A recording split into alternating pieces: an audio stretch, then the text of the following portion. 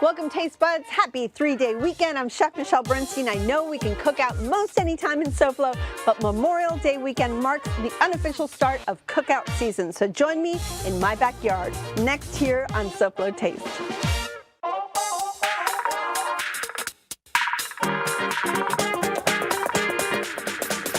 How fun is that?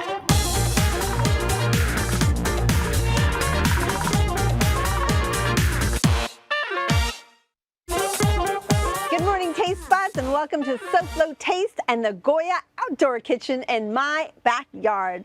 Besides what Memorial Day really commemorates, it's also the unofficial start of summer and cookout season. So today, I thought it would be fun to give you some of my favorite recipes to cook off the season. So let's get cooking. The first thing we're going to do is a spatchcock chicken. Have y'all ever heard of spatchcocking? It's basically opening up the chicken like that. So what you're going to do is you're going to butterfly that chicken. Oh, by the way, you're going to hear a lot of noises. You are truly in my backyard. It is during the day. There's, I think, some kind of truck moving on in that direction, peacocks over there, and dogs over there. So I'm sorry, there's lots of noises. You might find a child running around as well in front of me in just a few. So, oh, there's the dog. So spatchcocking, it's basically butterflying.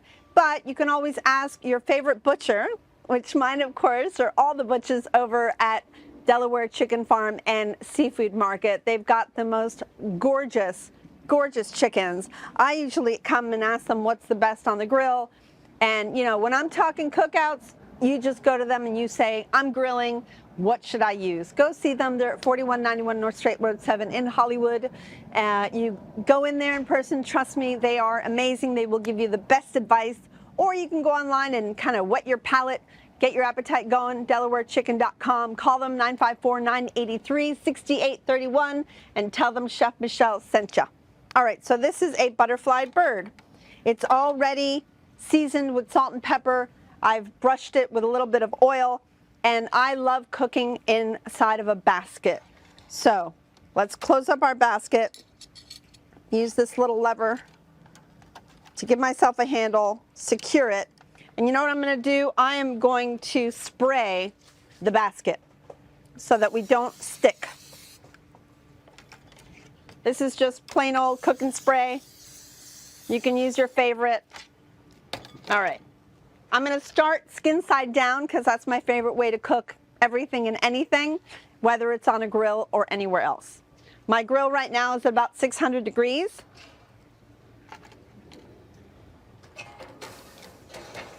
I'm going to set that right over here. And just so you know, I've got a little packet going right here of little tiny marble potatoes. We're going to make a grilled potato salad. And this is just some aluminum foil. And I've got little tiny potatoes in there with little olive oil and salt and pepper. And we're just gonna let those cook in there. Inside of that packet, it just becomes absolutely delicious. Okay, gonna leave that for a minute.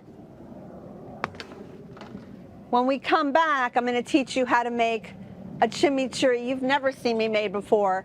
It is going to be a red chimichurri. We usually leave it out in the sun so that everything kind of opens up and the flavors meld together. But before we go away, I want to start my peach cobbler. Now, is it a cobbler, a crisp, a brown Betty? I guess you could say that this would be more of a cobbler, although there's no oats in it. I think crumble. Crumble. All right. I've been corrected. So this is going to be a peach crumble, okay, because it will have a crumbly crust. Makes sense. So these are some sliced up peaches without the pit. If you don't like peels on your peaches, you can do the same thing I've taught you how to do with tomatoes. You can make an X on the bottom. You can dunk them in some boiling water for 10 seconds and they will peel very easily. I happen to love them like this. I find it rustic and delicious. So that will be my peaches. To them, I'm just going to add, I love half brown sugar, half white sugar in my mixture for cobblers and crisps and anything to do with baking fruit. I'm also going to add a little cornstarch. This is going to be our thickener to make all those juices come together. If not, you're going to have a very runny crumble. Now you can also use arrowroot if you prefer, or of course flour. A little bit of vanilla extract and the juice of a lemon. You always want to have some kind of an acid, because if not, it's just going to be much too sweet. You can use lime or lemon in this. And if you grow citrus, I actually don't have any growing right now, but I have in the past used things like calamansi or Meyer lemons. Okay. Let's go ahead and mix that up, and at the same time we're going to make our topping. So you really want this to mix really well until you see the cornstarch really starting to kind of dissolve into the peaches as well as the sugar. And once that comes together, you're going to put that into your favorite baking dish, like so.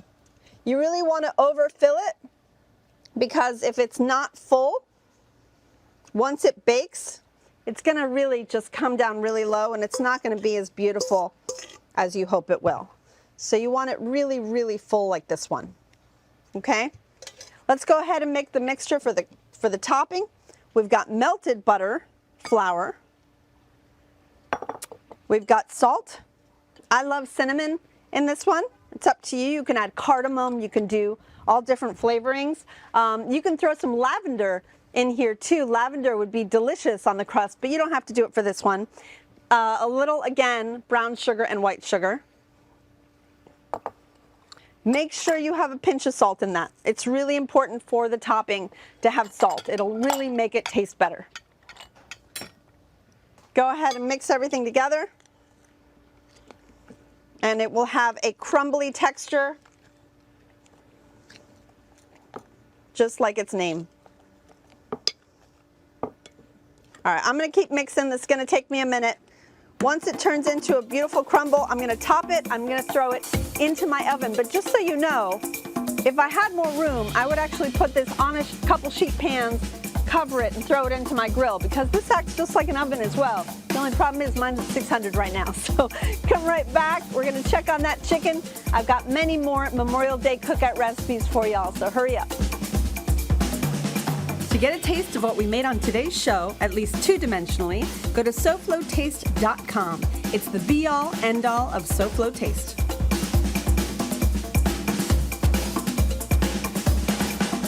Come back to the Goya Kitchen at J.A. World. Michelle and the food. This is SoFlo Taste.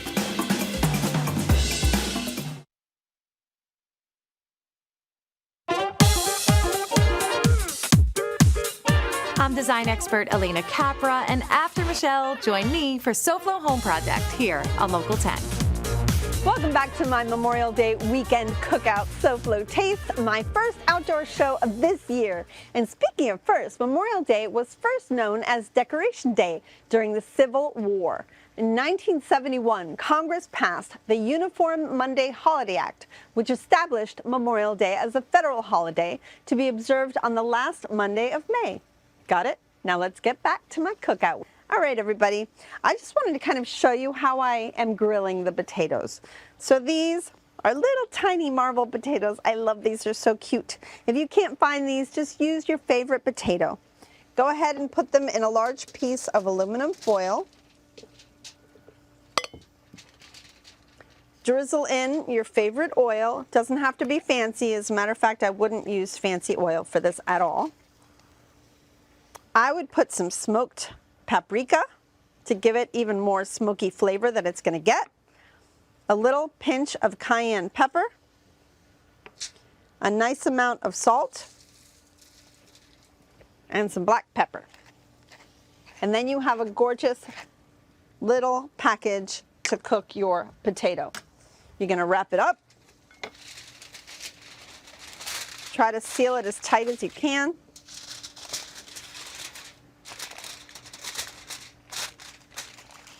I start out with a smaller side, and then I roll into the bigger one.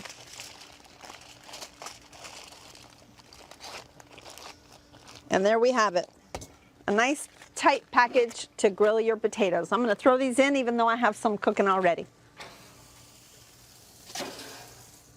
Every once in a while, just kind of flip them over. Speaking of flipping, let's take a look at the chicken.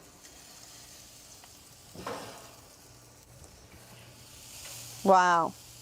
You see how beautiful and golden it is? To me, it's time to flip over. So I'm just going to flip it like so and keep on going. All right. That looks very happy. The next thing I wanted to teach you was a more red chimichurri, and red because of the smoked paprika I'm adding to it. So it's a little different than your typical flavored chimichurri. Just a little different because it's good for seafood and it's great for poultry. So I recommend making the green for steaks and meats and things like that. And I recommend the red for your shellfish, seafood, fish, and chicken. Of course, either one works well with both. So we're going to start out with a little bit of minced garlic, some shallots. I have a red jalapeno, which is also known as a Fresno, for a little bit of spiciness without any seeds. Still not touching it though. I've got cumin and smoked paprika. Just a little cumin, by the way, not much. We don't want to go too crazy. This is pretty much the only time you'll see me using my sweet curly parsley. I know curly parsley is not really used all that much anymore, other than sometimes on a buffet. But I like curly parsley a lot better for chimichurri than your flat. To me, it's more coarse. It actually works better for chopping. So this is my parsley of choice for any type of chimichurri. We're going to season that with a really good amount of salt. And we're going to use some red wine vinegar. Now, if you want, chimichurri also is great with either white vinegar or cider vinegar. It's totally up to you. Let's go ahead and close this up and run the food processor until it gets really nice and fine.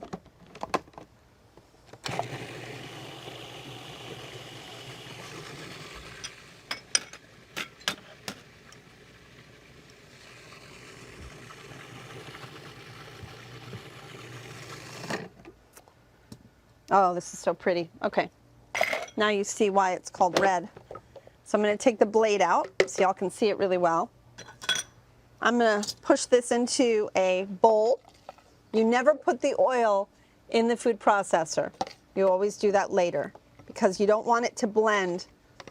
It will start to get kind of like a not very pretty color. It'll emulsify with the oil, and that's not what you're looking for in a chimichurri. You want it to be broken. Okay. The last thing you do is top it with oil. And I don't use fancy or any kind of olive oil for this. I actually prefer using, my favorite is sunflower oil, which is not as easy to find, but it's something we use a lot in Argentina. But you can use your favorite vegetable oil. Mix it up by hand, and then you have a beautiful chimichurri that's very different than the traditional one, but equally delicious. And just wait till you try it on a grilled chicken. Come right back because we got to check on our chicken, we got to finish our potato salad, and we have to look at that dessert. These cookout recipes and all my recipes are available on the SoFlo Show's webpage. And by pointing your phone's camera at this quick response code, you'll be taken directly to the SoFlo Taste recipe page. Super easy. Now come right back. We'll see what's cooking on SoFlo Taste right after this.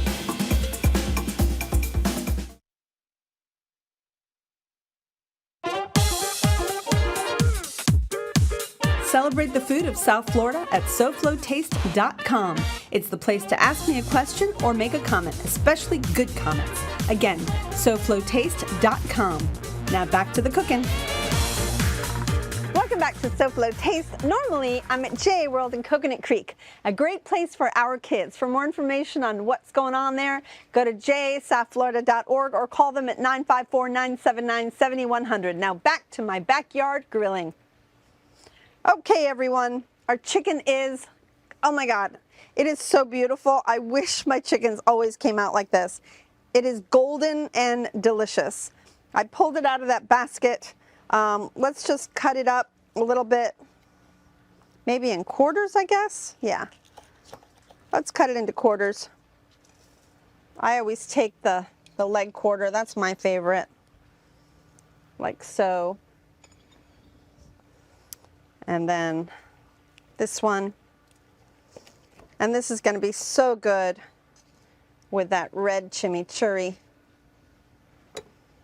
Like so. Absolutely. All right. We've got the red chimi going all over it. So beautiful. So if that wasn't good enough, I have to introduce you to a grilled potato salad. Probably one of the most ridiculously good things I've ever had. So let's slide this over here. Bring the potatoes over here. I'm going to shut my grill off. It's getting rather warm back here. So these are the potatoes that were inside that foil packet. We ran ahead and just removed them. They're still warm, and we cut them in half just because I don't really like a whole potato. When I eat potato salad, I love them in half.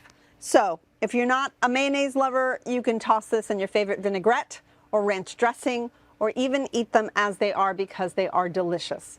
However, because I love mayonnaise in my potato salad, let me teach you how to make that. I've got my favorite mayonnaise in the bowl. Now I'm going to make a big amount of this dressing, but you're only going to add the amount that you like into your grilled potatoes. I've got some white onion, small diced. We've got some sliced scallions. Tiny little dice of celery. Probably my favorite part of this other than the potato. A small amount, probably a tablespoon of Dijon mustard. A heavy pinch of celery salt. And then we've got some fresh dill from my yard. I'm going to go ahead and chop that up a little bit.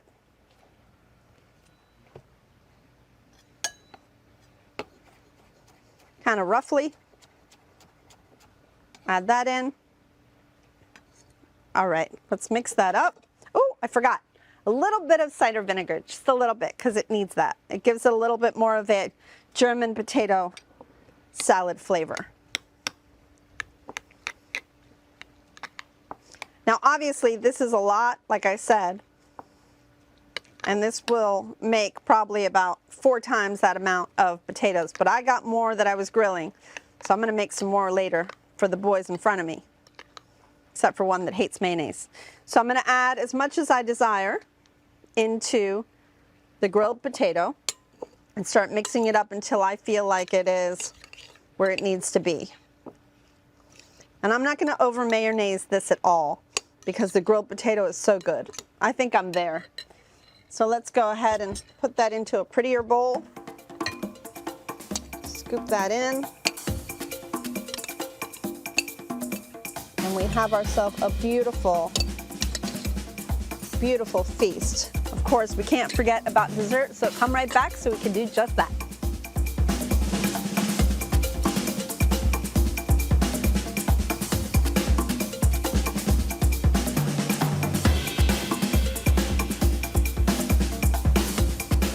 You're watching SoFlo Taste, the #1 food show in all of South Florida.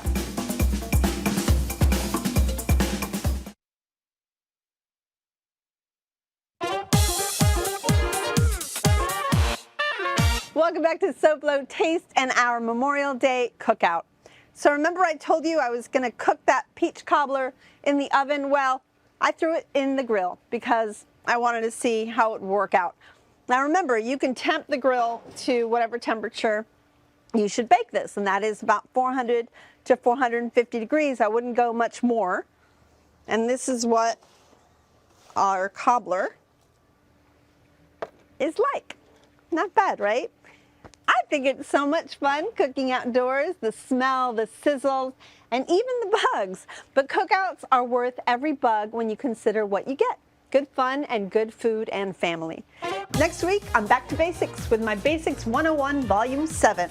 I'll be giving you tips and tricks to use in your kitchen to make your time in your kitchen more efficient and can even step up your game. That's next week here on SoFlo Taste. Now let's check in with the talented Elena Capra. Hey Elena, what are you doing today on SoFlo Home Project? Hi Michelle, good morning. So today we are back at coverings for part 2 of our tour. Coming up on SoFlo Home Project, we have expert advice on tile installation as well as tile and stone maintenance tips. Thank you, my dear. We'll be watching So Taste Buds, and you are all my taste buds. Have a happy and safe Memorial Day weekend, and take time to remember what this holiday is all about. I'll see y'all next week. Goodbye, and very good taste.